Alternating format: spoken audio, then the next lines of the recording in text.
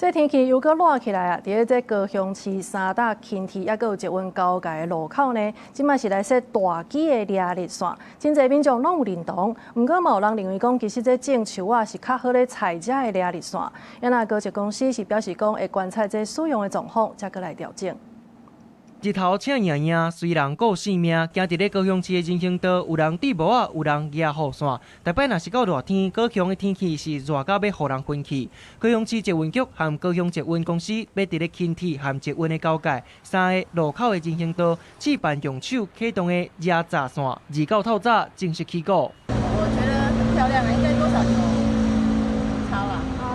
你再拿把傘，然後再站在下面。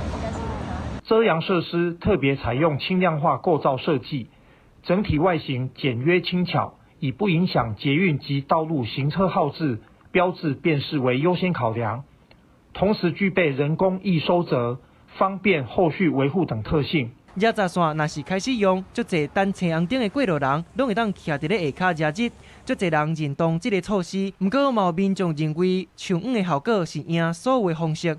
嘛有人煩惱講，若是做風颱，也是天災的時陣，安全防護措施要安怎做？很多捷徑呢，那個企業弄運氣的不好，就是你的路口，如果風比較大，如果這個情況下面，好像應該有一點。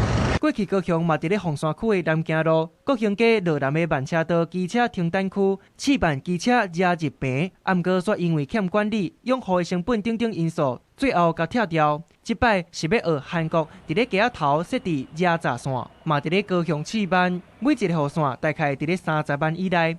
高雄捷運公司就講，試辦的階段若是無算長，也是其他無預期的缺點，這個雨傘就會繼續用。煞尾是毋是會增加試辦的地點，就要看市府的評估。記者綜合報道。